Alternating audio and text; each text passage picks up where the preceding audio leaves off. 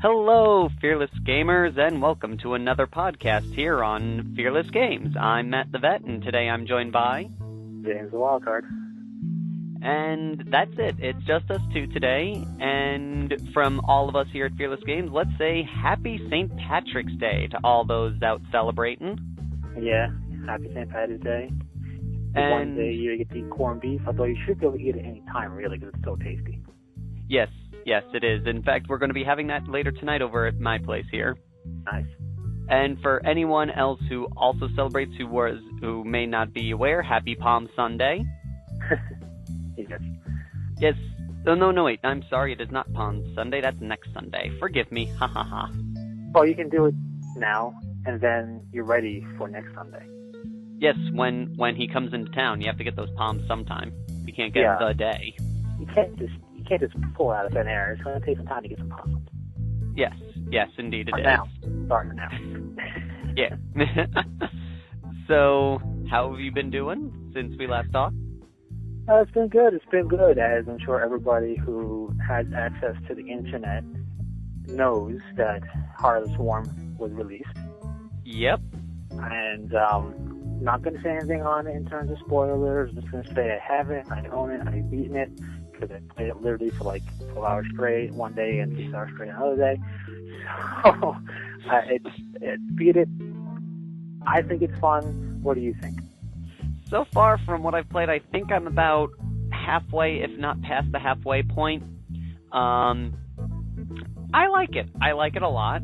I think my biggest concern was going to be how much like Wings of Liberty was it going to be, and surprisingly, I'm not feeling a very much of a Wings of Liberty with a new coat of paint feel from it. Yeah, I mean, the whole thing that I gathered with this StarCraft 2 stuff is that each game is going to have its unique feel, and it actually seems to be delivering in that way. Again, I'm not going to touch anything specific. I don't want to spoil it for anybody because it is a hot new thing that just came out. I will say, Blizzard, of course, does awesome cinematics, because awesome cinematics. And the one thing I will say that Blizzard is good with the whole StarCraft franchise is keeping that story a very good story. I really like the StarCraft story. From StarCraft 1 to now. It's been picking up and getting good and staying true to itself, so it's going really well. Yep, I'm so far from the parts I've played, I'm very interested to see what happens next, and I'm very interested to see what happens in the third installment, whatever the Protoss one is called, like the Soul of Ire or something like that, most likely. It's got some name, I forget what it was, because all three were named, and I keep forgetting the Protoss one because it's like the one that doesn't roll off the tongue as easily as the other two, so I have no idea what it is. Let's see. I will say that I'm not a Zerg fan of StarCraft, and I didn't feel like a labor, So that's good. I did feel Legacy of the Void. Yes, that's the name of the next one. At least Wings of Liberty makes sense. Sons of Liberty, whatever it is, Wings of Liberty makes sense. Wings of Liberty. Yeah, Wings of Liberty makes sense. Heart of the Swarm makes sense. This one's kind of like, I already forgot what it was. Something with Void. Yeah, Legacy of the Void. I have noticed that I have been playing a lot of Zerg lately, and I have been noticing a lot of my, a lot of the new tricks and such that I've learned have kicked in. Like, I've found myself, like, just basically going, well, if all the dudes are coming from that way, I'm just going to salt that way and kill the base, and then just kill the next 20 minutes that I need to do waiting here for the mission thing to clear. Yeah. I mean, like the shuttle, like the one mission where there was a bunch of stuff coming at you, I was like, I'm just going to blow up the bases. That way I just have to sit here for 10 minutes and not do anything. Yeah. I've noticed that when I could in missions that have blew everything up because it's what you do with Zerg. But I've noticed I do not synergize my Zerg. I just go, I can build this unit, big ball of this unit, go. And that's how I do, and I hope for the best. No, I try to do a little bit of synergy with my Zerg, sometimes. I tried here and there, and then I was like, you know what, screw it, I don't got enough gas. I'm just going to make a whole bunch of Zerglings. And I'm surprised at how often I've used Zerglings. I was expecting once I got, 3 levels into the campaign, I would never use Zerglings again. But I used them with surprising regularity. Zerglings, the Zergling rush is always a great failsafe. When you have nothing better to do, you just Zergling rush. Yeah, and you just build a whole bunch of Zerglings and you just run them all there. Sure, they're going to get chewed up, but they're going to do a little bit of damage, even against, everything. We're going to clog up their gun with the wreckage of our little ships. Yes. And soon their gun will be so stuffed up with wreckage they will not be able to fire it. Brannigan's Law. Brannigan's Law is like Brannigan's love. Exactly. So, I mean, that's all well and good. I'm ready for Legacy of the Void. And I will say, I don't know what's going on at Blizzard Land, but this didn't really have a major delay push on it. Yeah. Now, like for example, Brood Wars, when that first came out, I was like, it's coming out. No, it's not. Okay, now it's coming out. Now let's push it back another year. I mean, it took a while for Brood Wars, and let's not talk about StarCraft 2. Yeah. So, I was surprised to see a relatively quick turnaround for something that wasn't World of Warcraft, which gets like an expansion roughly once a year. Yeah, that is true. And speaking of that, I think the newest one is kind of silly. What, Mr. Pandaria? Yeah. Well, the silly part about it is, I like the concept of Pandarians in Warcraft. I think it's a funny, cool idea. Because in Warcraft 3, when you got the Pandarian hero, he was a brewmaster. So that was kind of funny. Cool. And he had a lot of puns, like this big grizzly. A lot of bear puns, a lot of beer puns. Like, let's get trashed, stuff like that. So it was really funny when you click on them. But the problem is, everybody wanted Pandarians. You couldn't make Pandarians one side or the other because it would just become imbalanced. So you got them fighting on both sides, and it just, the way they went with the Pandarian culture, it just feels like it clashes with everything that's Warcraft. But it also is just silly because it's like, yeah, everybody's a panda, basically. I don't know if that's true or not. I'm sure there's diversity, but I don't know. Anybody who plays WoW out there, I'm sure there are plenty of serious gamers who do. I tried it from the very beginning, got into it, baited it a little bit, and what really got me that I thought I thought like WoW, not the game, but WoW, the word, like this is going to be pretty interesting, was the whole idea of the whole hero levels. Like you build yourself up. Like originally the paladin was supposed to be hero level for, let's say, a warrior, right? Yeah. So you have your basics. And then once you max that out, it wasn't like, okay, here's endgame stuff. Plus, now you can basically become a hero type, like somebody who's got specific cool stuff. The Death Knight was one of those hero types that got released, but it got released as its own class thing, and you had to be, you saw stuff level 55, and it's all weird. That sounded cool. Some of the other stuff sounded cool in Warcraft, and I played it, and it was fully released, and I was like, this is no. This is no, basically. Well, there's some interesting rumors going around now, and a little bit of official news as well. In Warhammer 40K. Oh, yeah? I don't know if you heard, but they're now saying that April is the release of the Tau Codex.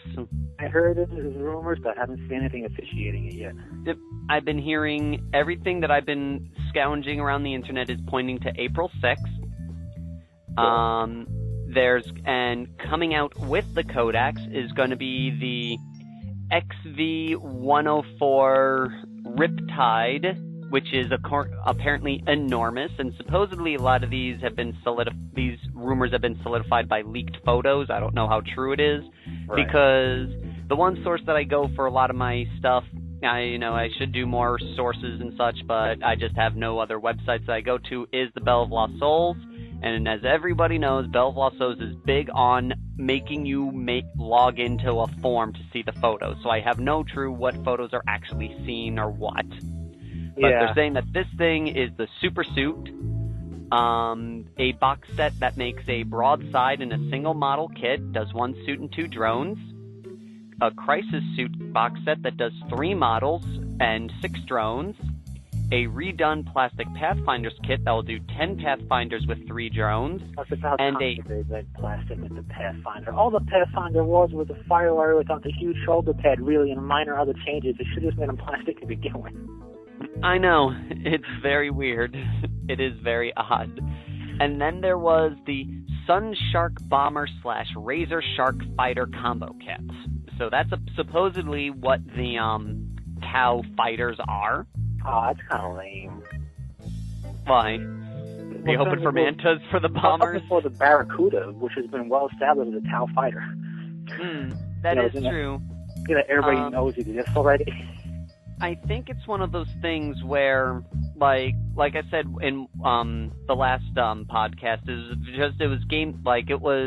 it was something that Forge World created, and it's a coin toss if they want to decide to take it from them or right. not. Well, I figured just like, for example, the Valkyrie was a Forge World original model, but and it's so entrenched in Imperial Guard lore that Wisdom, obviously it was before Flyers came, but they wanted to make it as a kit, they knew it was coming as Flyers.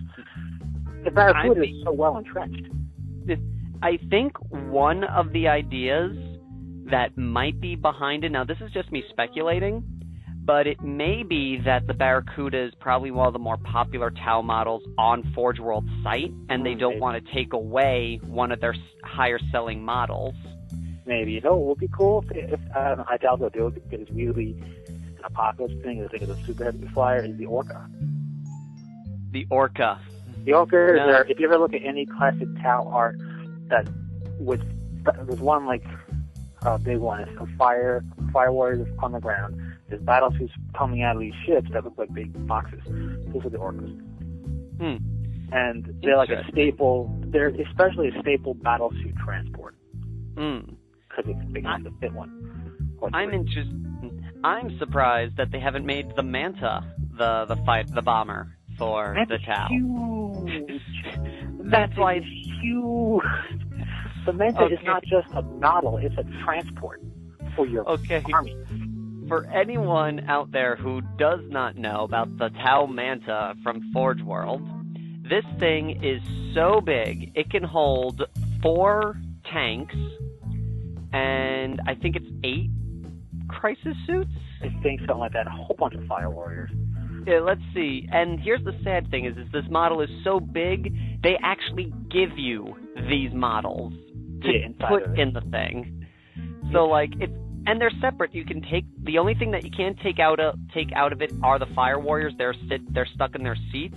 But the tanks and the crisis suits and the drones can be removed from this thing. I think it's so big that if you do an image search for it, you'll see somebody holding it like they caught a fish from the ocean. It's huge. I mean, it goes 1, 2, 3, 4 tanks, and 1, 2, 3, 4, 5, 6, 7, 8 crisis suits sit in its own little hangar bay in this thing. And that's like Hammerhead gunship style tanks, like the whole Devilfish platform. Let's see, it's 2 Devilfish carriers and 2 Hammerheads, and that's what comes with the kit. Like I said, it transports your army. It's 960 pounds, which, checking out my handy as he's converting it, last time we did this check, it was $100. Currency converter, US dollar to the British pound. It translates to, I did this the wrong way. So let's get British pound. If only I had this set on default because it's the only time I ever use this. Yeah. Oh, that's why. Let's see. Like last time it was $1,200. Yeah, this thing is ridiculously expensive.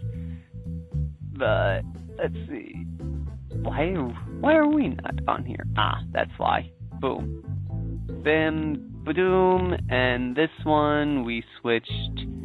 Ooh. We're not on here. The US is not important enough to put on my currency converter. Weird. This will be the whole of this podcast. Here we go, US dollar. So British pound from US dollar said 960. It is 1,447 $1,447. So $1,447 gets you one of these things.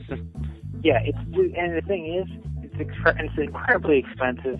The people who actually own it should just give me the money instead of paying for these things. Because how can you afford something like this?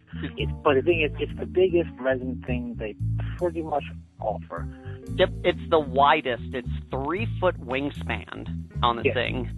It's ridiculous. 3-foot wingspan. It's pretty thick because it has multiple. It has that level, it has the fireware level, and everything like that. So it's multi-level interior. It's got to weigh a lot, and it may not be. I mean, the Reaver Titan may use more resin than it, but this is a lot of detail in it. I don't know why it's so expensive, but it is, and it's huge. I think you're paying for the troops and such that they're giving you with it. I suppose. And the thing is, I don't even know how you're supposed to use this in a game. I don't know. You're going to need to make a custom. You don't want to go into it. So you want to make a custom flight stand for this thing, and somehow use it in a game. The coolest thing I've seen with this, though, the Manta head was fully painted, and I saw Manta had conversion done to it, so it was lit up. So the sensors were lit up with red lights and everything. So it was lit up like a ship. It was really cool. You know what's going to happen?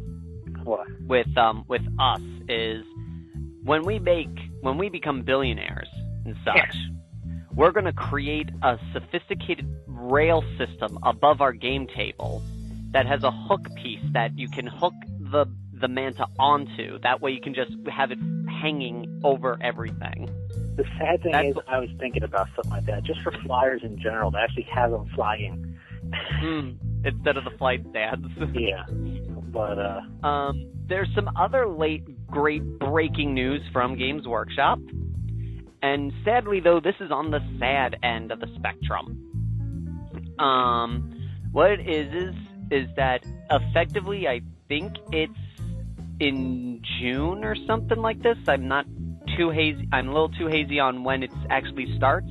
But Games Workshop is preventing all partnered stores that sell their products from selling the bits out of the kits.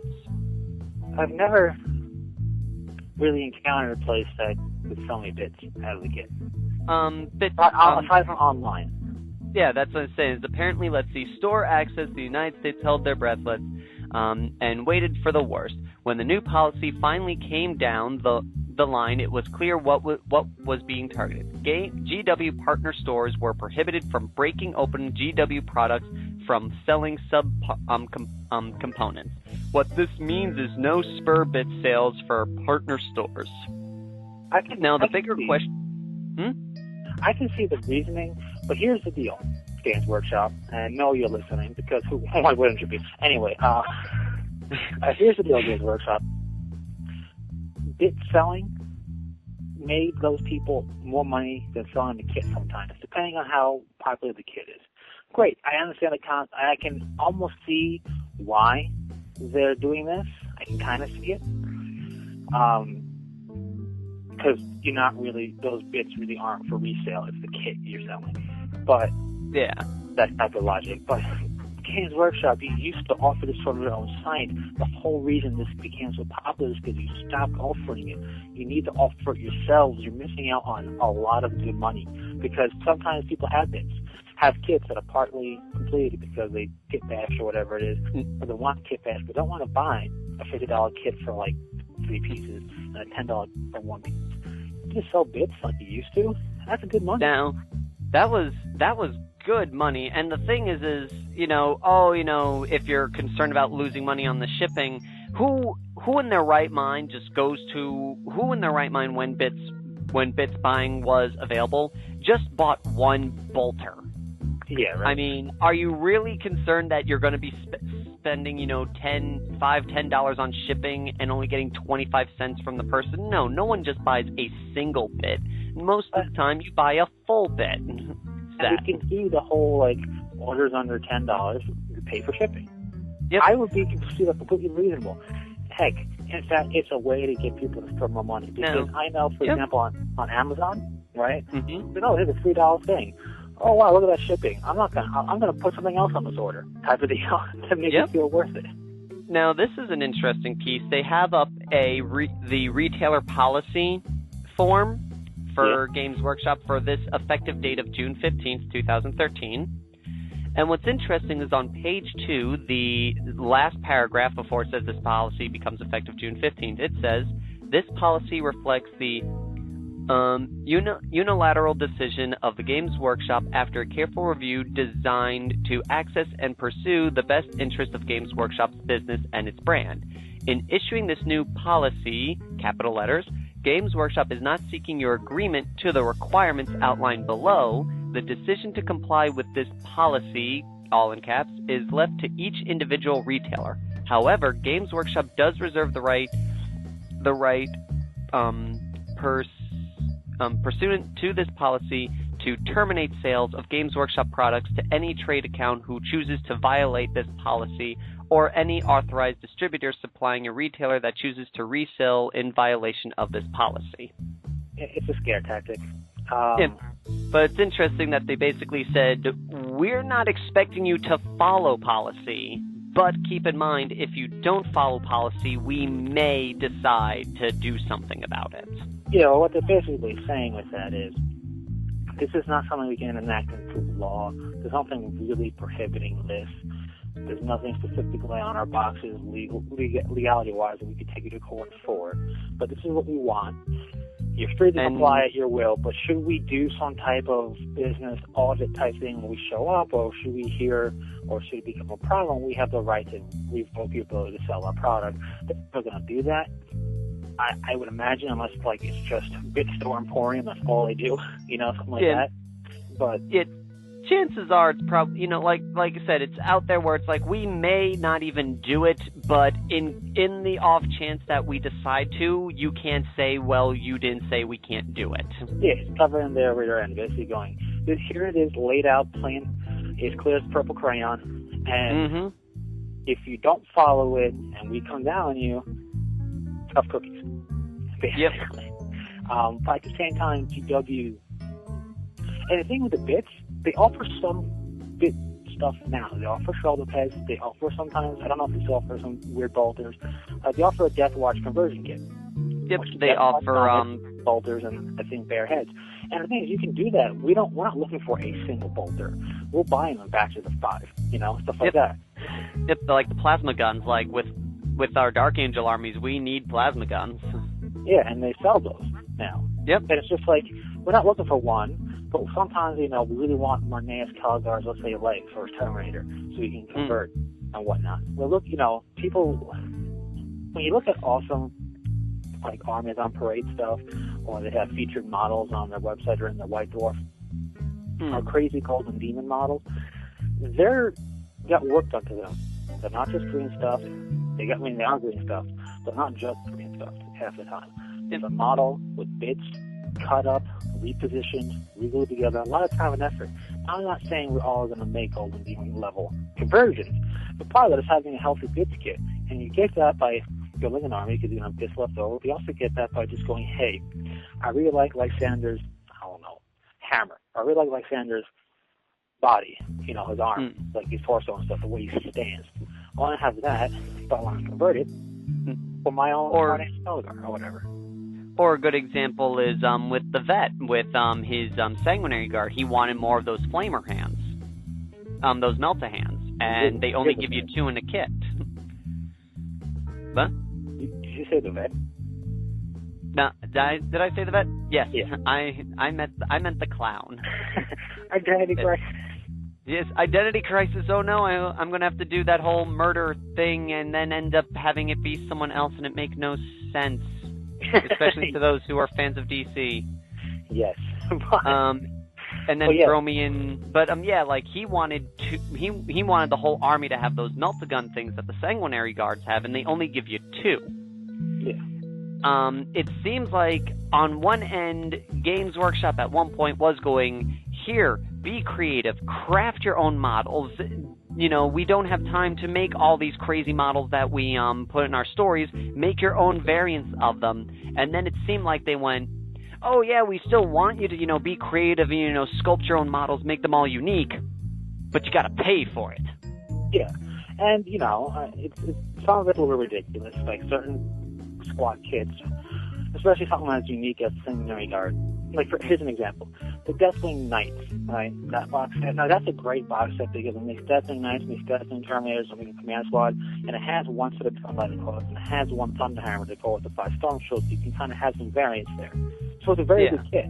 But it would be the same deal. It's like, okay, here's the Deathwing kit, right? It comes with 2 Masons Absolution, but I want to make a full squad of 5. Oh, well, buy more kits. Like, if that was how it was, that's a problem.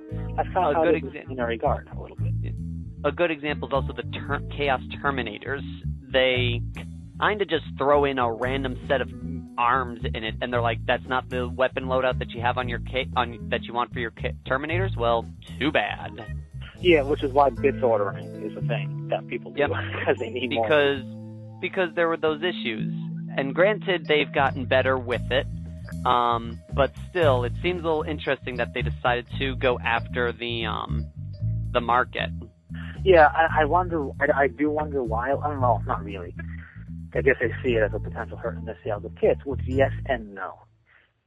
For example, if you're playing the Space Marine Army, and you're going, you know what? I want to do some weird conversion thing. I'll go out and buy the Space Marine Commander box, the gold box, because it's great. Yeah. It's really good. But if I'm not going to go out my way to order 1 Combi Plasma, right? I'm not going to do that. Yeah. Something like that. But same token, I may not want to buy a $50 Terminator kit or $60 Terminator kit now when I can bid order the 5 sets of Twin Lightning Claws, for a lot cheaper. And if you part out a kit in a reasonable price, you can make the kit back and probably then some in profit for you, or at least, in sales. So they really should look into doing that themselves. And the companies that do it now just have to be careful that it doesn't become weak as a big problem for Games Workshop or whatever. And really, if people are going to bring their hate cannons and start firing at the whole GW infrastructure, I will say this, I really can't think of any other game out there where people are bit ordering. Yeah. Really, I can't think of it anywhere. Probably because they offer everything you need. Probably because you can't just kit bash and make your own cool looking stuff. It has to be how it is. And also because I just don't see it. You don't. Yep. Like, I don't see people going out of the way to bid order for Battletech. Mostly because people make that Battletech models, Iron, whatever, actually has the bits for sale. Or War Machine. You don't see anybody buying bits for War Machine bits because primarily there's no conversions to do with the models. They are what they are. Yeah, that's the one thing I do like about Games Workshop stuff. It's kind of like, all right, you're going to play Space Marines because they're probably one of the biggest kit bash ones out there. Yeah. There's a Space Marine line. All of our Space Marine kits are interchangeable with each other. Fantastic idea. And if you want to have this really weird looking, cool pose, crazy heroic commander, go for it. We don't care. I like that. I like that there's a reason for posability. And that was one thing that kind of made me one of the things I put, not against, but a strike against it, I guess, the cons, if you will, of privacy of press stuff, is I'm not looking for kit bashing extravaganza. But you have models that come in only a few poses. It's kind of like, well, it's kind of lame for me. Yeah, I can understand that. Especially if it's just, even if I only have 5 guys in my whole list of those models, I may be facing somebody else that has that many or more, and our models look basically exactly the same, except he may be a much better painter than I am, Because you have to paint, like, if you're playing, what is it, Signar? Yeah. All Signar armies look alike, for the most part. By design. The customization I find that the biggest customization in the War Machine world are the jacks, because they have some posability with their arms and their legs and their heads. Yes. Which is cool. I mean, the jacks look cool. It's not saying War Machine stuff doesn't look cool. It does. Yeah, but, no. Like, my problem is... like, if your jacks are the only thing you're being able to customize, there's only just so much you can do with those 2 or 3 models in your army to make your army stand out from the other person who's playing the same army. Yeah, and maybe now I'm only picking Signar because I know the color that they use. And Khador uses red, I think, right? I don't know. Khador is red, Signar's blue, Krix tends to be black metallics with like green energy light coming off them, and Menoth tends to be like a whitish bleached bone type color, and the Covenant is all metal.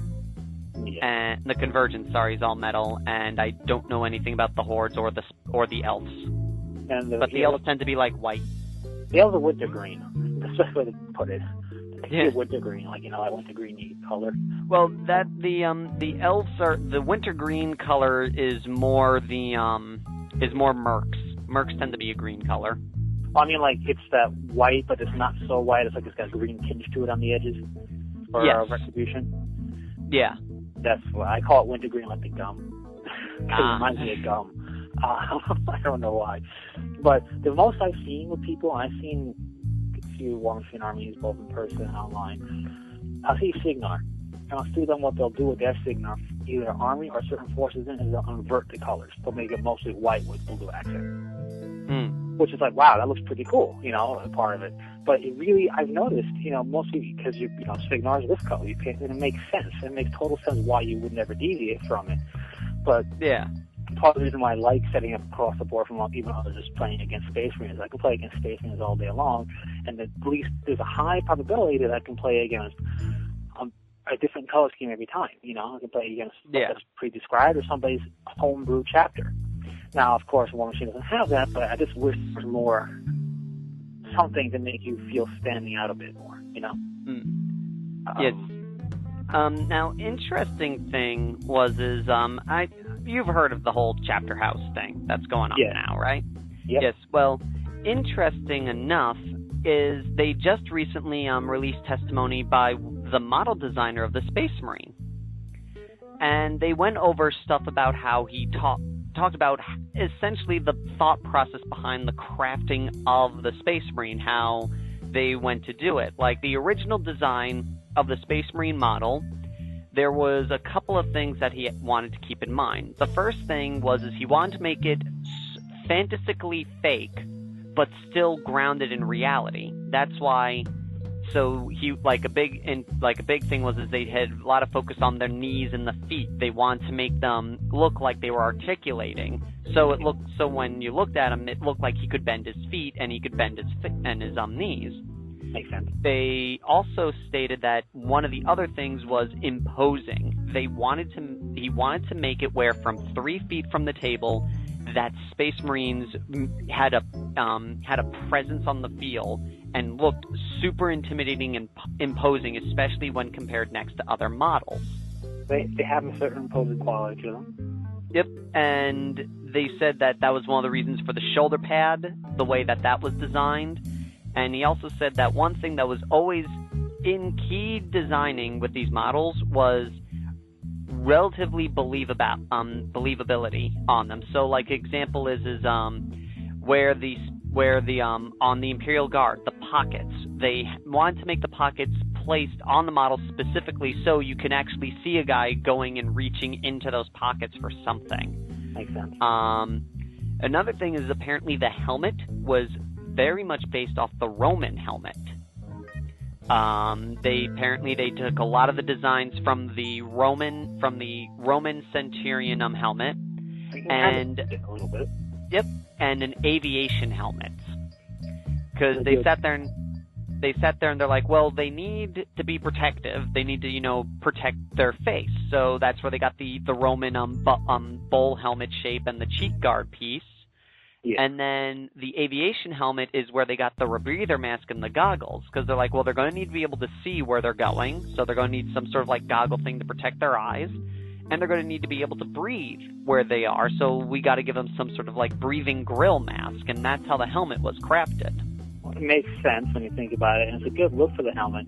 And also, when you think about it, a lot of sci-fi-esque super armored helmets, I'm not going to say they all look the same, but you can kind of see the thought process about probably similar to other people having that grill-like idea, the aviator-style front, and some type of medieval helmet to protect it.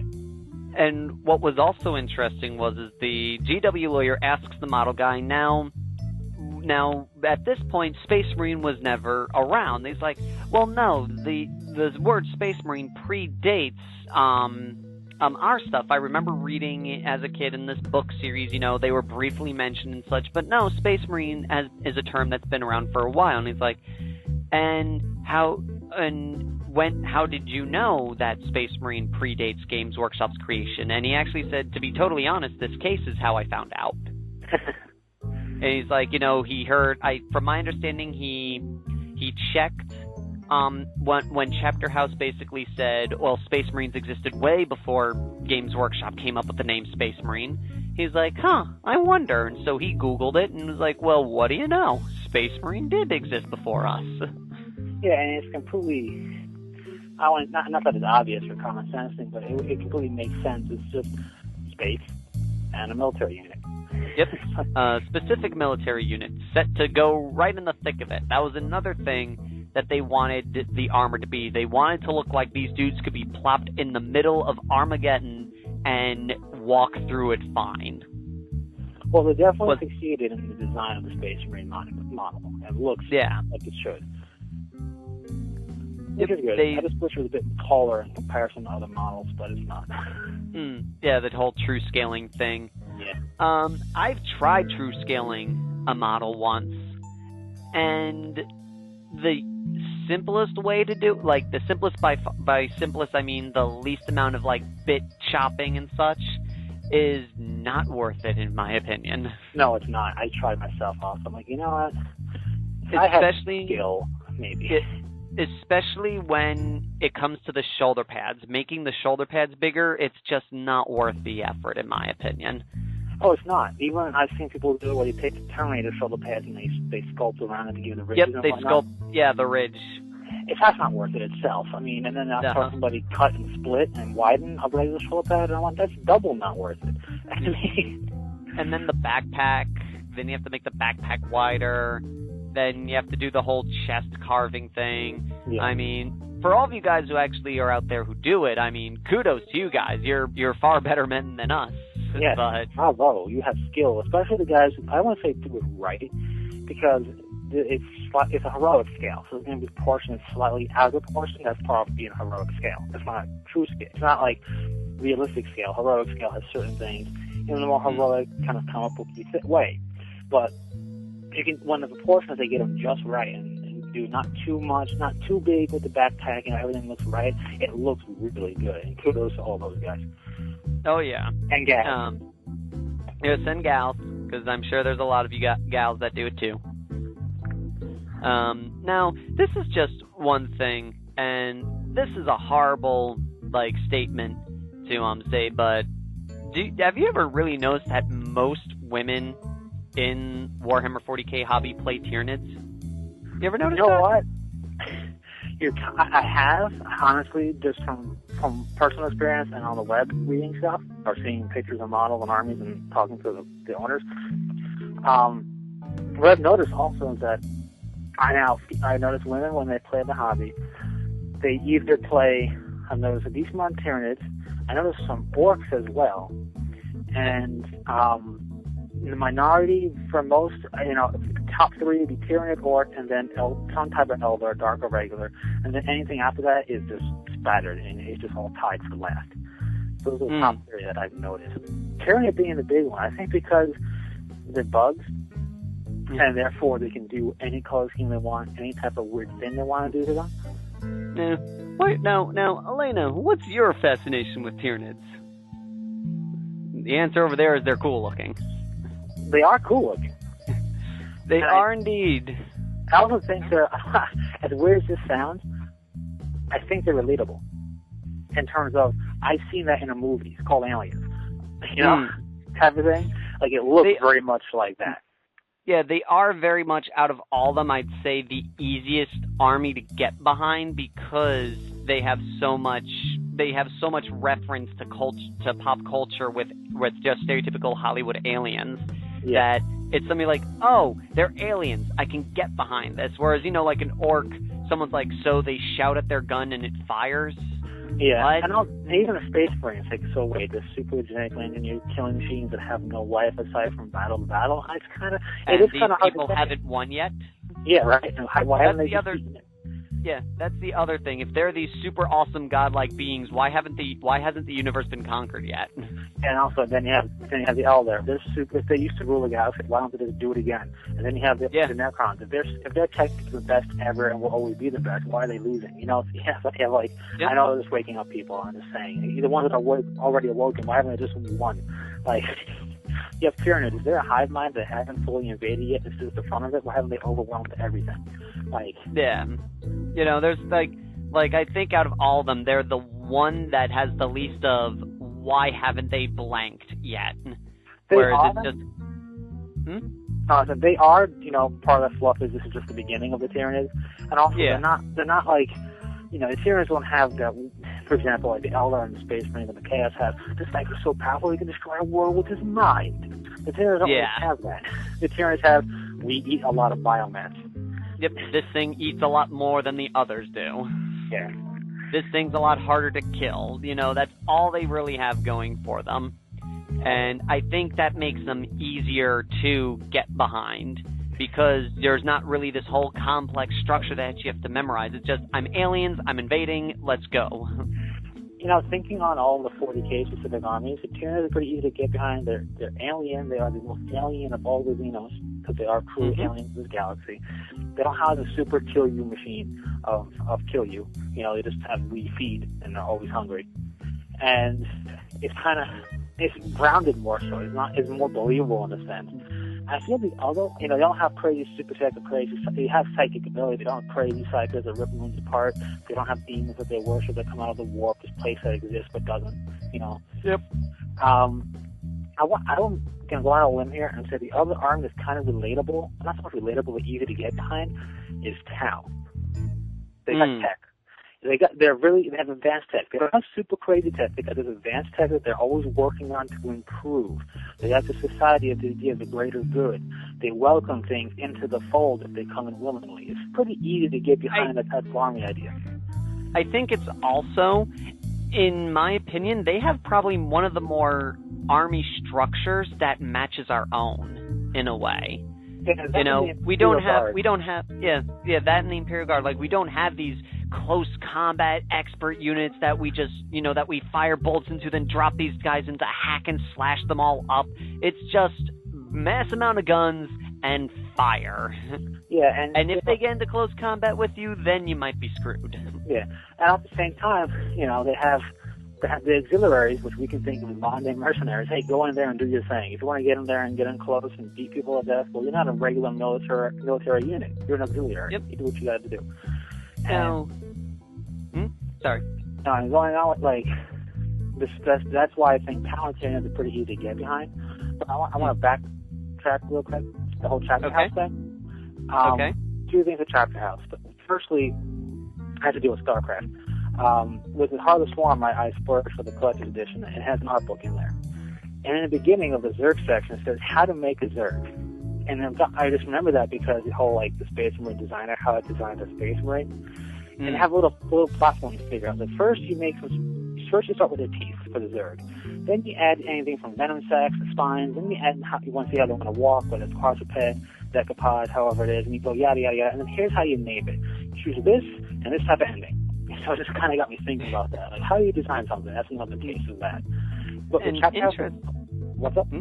The interesting thing with that also is that the Tyranids were the original Zerg. Yes, they were. So everybody who says the otherwise, stop it. Yep. No, for anyone who doesn't know, StarCraft was supposed to be a Warhammer 40K game that Games Workshop hired Blizzard to do, but at the last minute, Games Workshop pulled out, and Blizzard didn't want to give up the project because it was practically done. So they just changed a few names around, altered some of the sprites a bit so they didn't infringe on copyright, and called it StarCraft. Yeah, and the Zerg are pretty evident of that. And there's also that myth. I don't say the myth. There's also that legend with Warcraft and Warhammer fantasy. But I think if of the two, the StarCraft one fits the bill better for the whole lore of this. Yeah. But, you know, the Tyranids were the original Zerg, and the Alien was the original Tyranid. Yep. I mean, I'm not gonna defend it at all. Tyranids are a blatant ripoff of Alien. Oh, yeah. I mean, whoever says anybody is just in denial. Exactly. But with Chapterhouse, I've been to Chapterhouse's website, I've seen the work, and honestly, I'm not that impressed with it. It doesn't look that polished to me. The one thing that I saw a lot of was the only model that I've ever seen that I ever thought was even remotely worth looking at was the female striking scorpion. I mean, right. she's the only model I'm like, wow, that's really cool. Like, their Space Marine helmets are like, eh. And even look clunky and, like, misshapen. And have you seen the Warlocks on jet bikes? No. They added these, you know how the Eldar jet bike is sleek. It's designed to look aerodynamic. Yeah. Well, they add these, like, fins to the front of the thing, and it really looks like something a guy who's mastered green stuffing to a degree, but hasn't gotten the whole design thing down right. I would not pay money. Like, I would hire I would just hire a dude from a hobby shop who says, oh yeah, I can put a Warlock on a jet bike. I would take that guy over buying their conversion kit. Now, Chapterhouse I've seen their shoulder pads used by people in conversions, and from what, I don't know if it's the weird lighting and the way they photograph their own stuff, but some of the shoulder pads for Space Marines look good when it's fully painted on a model. But when you're looking at the buy, kind of like, that doesn't look like it's worth buying.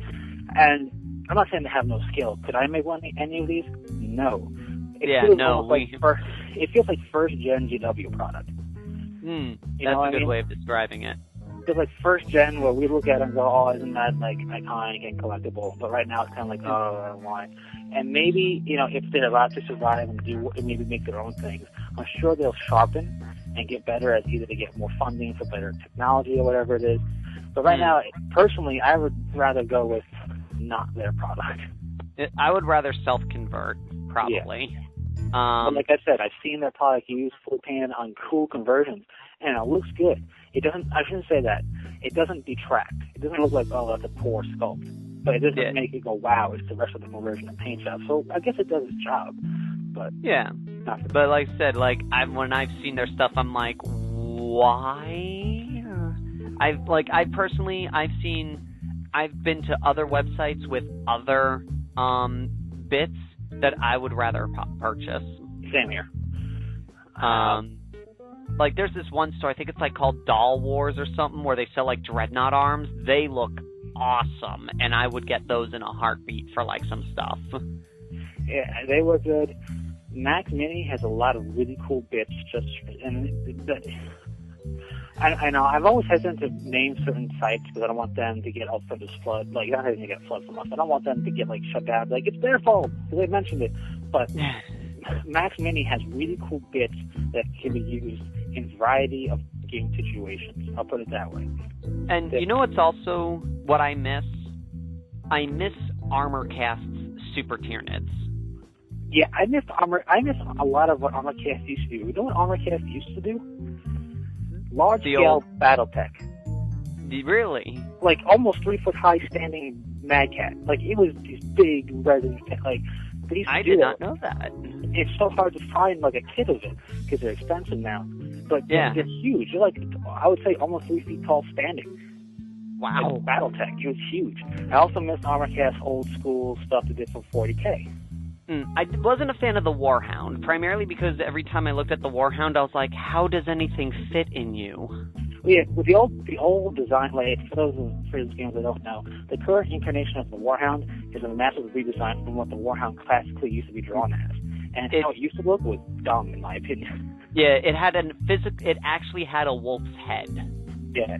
The Eldar Titan wasn't too bad, but the Eldar Titan was pretty good. The one thing that looked superb, I think one of the best designs they did was the Tyranid models. They had cool ones. They definitely did. That was back in the day, man. Yeah. Back in the day, they were our Forge World, and now ArmorCast still exists. They're basically like our Forge World style of place, which makes good quality Yep. Now it's just really bits and some kit stuff. Really, mostly. Yeah, bits they do. Stuff. Some of the big things that they keep doing now that a lot of people go back to them for is muzzle flashes and laser gunfire. Yeah, because they do some really cool attachments. You can get muzzle flashes for your bolters, your heavy bolters. You can get las gun beams coming out. Yep. You can get missiles and rockets. Plasma gun shots. You can get plasma gun. You can get a gerbil grenade. I mean, you can get whatever you want. If they make a lot of cool, just bits to add on to just add a little bit of extra flavor to it. Let's see. What do you think of the rumor of a Gretchen army setup in the next Orc Codex? I find it interesting. I just see whenever I hear stuff with the Orc Codex, whenever I've ever heard it in the past and now, it's always interesting. It's always got a grain of salt to it, and it always makes me almost cringe and just be a little bit worried that they're not going to blow it out of proportion. You know, orcs can go from being funny and fit with their style to being massively just ridiculous. Cheesy. Just ridiculous, not cheesy and always overpowered. Just cheesy and oh my god, really, guy. I did find it interesting that they wanted to go back to that old style. I mean, for anyone who wasn't around or knew about this, was originally there was a Gretchen war boss. Because back in the day, it wasn't about your size, but how big your teeth were. So there was a Gretchen with these huge teeth, and because of that, he was a war boss. Yeah, I mean, the Gretchen are cool, and it would be cool because the Gretchen, they're not just, here's a Gretchen Oiler or whatever. They're also, we have that one cannon fodder unit, but the Gretchen will fight on their own when they have to as well. There's tons of pictures of Gretchen with guns throughout the Codex. Yeah, so it'd be cool to see the Gretchen in mass. I don't know how. The danger is, for me, an Orc army, no matter what it is, should be really bad at shooting. The Gretchen are the best shooters in the Orc Codex, and they have terrible guns, and the ballistic skill isn't that high anyway. Yeah. I'm just worried that it's going to turn into, okay, you want an assaulting army, you play Orcs. You want a shooting Orc army, you play Gretchen. You know what I mean? I don't want it to be too much oh my god, where's all the shooting coming from? Yeah. And real quick, for anybody who says Orcs are good at shooting, no. They just have numbers. Numbers equals appearing to be good at shooting. But when you actually see how many dice you're rolling, because I used to do this with a big 20 strong shooter boy squad. I was rolling massive dice and getting a total 10 plus wounds on a squad. But starting off with so much more. It just gives the illusion of being good. It's just it's quantity over quality, and quantity is a quality all its own. But when it comes down to just statistically, they're not good at shooting. Yeah, no. If you look at one-on-one, they're not that great. Oh, and that's why some of those squads aren't worth taking. You take a small, tank buster squad with their rockets, or if you give rockets to anything, really not worth it, because it's not number of shots. You give them a big shooter with just more shots. Stuff like that. You don't really want to go with, you want to increase the number of shots or the number of templates you're shooting with a weapon. Yep. And so, I think we've talked enough for today. Yeah, all right. I do have one question for you. Okay. You're the other big StarCraft player here. I have nothing to do with the new games, nobody has to worry. Spectres or ghosts? What's your thought? Not so much what you play with, but which one, if you had to pick one for liking, which one would you pick? I'd probably say that I kind of like the ghosts more, just mainly because I can't figure out what the specters are and what makes them different. Well, game unit-wise, they have a shorter range gun, more of a special customized regular rifle almost. Yeah. And it has different sonic abilities. They can do stuns and whatnot that hurt. Yeah. But I kind of think I'd have to say, even without that, I'm a fan of the Ghost primarily because I'm a huge sniper fan. Yeah. And I like the classic sniper look that the Ghosts have. Yeah, the Ghost is cool. Now, it's really hard. I was thinking about this the other day because I actually have a Spectre hoodie You can get it from a company called Jinx. Little plug for them, I guess. Why not? Jinx.com, Jinx. They make clothing out of like nerdy references. They have Minecraft stuff. They have Diablo 3 shirts. They have StarCraft and other stuff and all that. And what they offer 2 hoodies. They offer a Spectre hoodie, which looks just like the Spectre, kind of does like the chest thing a little bit. They offer a Ghost hoodie, but the Ghost hoodie is built towards females. So I went and got the primarily because I think all the named characters so far that we've seen were female, and the Spectres was the one guy. Yeah, but it was weird. All the main characters for Ghost are female, but they're a male unit when you play them. Yep. It's very weird. Yep. It's very odd. But at the 2, both of them are basically spec op units. One's a spec op long distance recon, one's spec op aggressive. So when it comes to look, they're tied for me because the Spectre has a really cool look. And I'm not sure if, because I don't use the Spectre in some custom maps, aside from the campaign. I think when you play them normally, their helmets open so you can see their face. And when you cloak them, the helmet closes on the portrait. It's kind of cool, little nice touch there. That's pretty neat. But the Ghost has been around for so long, and it's been such a staple of many good StarCraft. I think the Ghost for me also wins out. As cool as the Spectre is, I'm just a big fan of the Ghost. Because the only thing I don't like about the Spectre is the fluff of it with Texazine gas and like inducing the stuff on you. Yeah. The Ghost is and the Ghost is like going to inhibit you. The one thing that I was always wondering is what would the Ghost game would have been like if it ever got made. I know, right? StarCraft Ghost was a game that a lot of people for so long. Yep, that was a game everyone thought was like, I think it was supposed to be a makeup for how long it's been taking for StarCraft 2 to come out, and then it just stopped, and Blizzard was just like, we never said anything about a Ghost game, what are you guys talking about? Yeah, they announced it was on their website, everything was through them, it was going to come out for the Nintendo 64. So they had game footage too. Yeah, so that shows you how long ago it was. It was built for the 64. It actually had the intro cinematic done, which looks pretty cool still today. The graphics aren't that bad. I mean, Blizzard's intro cinematics last a good long time. But looking good quality. They had in-game footage. They had still shots. They had a whole bunch of stuff. They had multiplayer built in. And the cool thing was, in the game, you could take over a siege tank with a Goliath. You could fly a wraith around, or something like a wraith around. That was where the Valkyrie in Brood Wars made its first appearance. Technically, would have been in StarCraft Ghost with actual some troop transporting capability. But I was waiting for this game it was a game that I really, one of my more anticipated games to date that never happened. That really made me go, Yes. It took so long. It got delayed. Eventually, Blizzard just took it off their website, and it just never happened. There was thought about maybe when GameCube came out, it was going to go for GameCube, but the amount that they were done with it, there was no way. It didn't look good enough to be put onto the GameCube, and there's no way to go back and really redo it. And he did not time it. It was ultimately scrapped or something like that. But that's where Nova, for those of you who played StarCraft 2, Wings of Liberty, that's where Nova came from. She was the main character in StarCraft Ghost. Okay, I didn't know that. They gave us Nova as kind of like in StarCraft 2. It's kind of like, hey, sorry. She's still around. Yeah. She didn't disappear totally. No. So she's still around.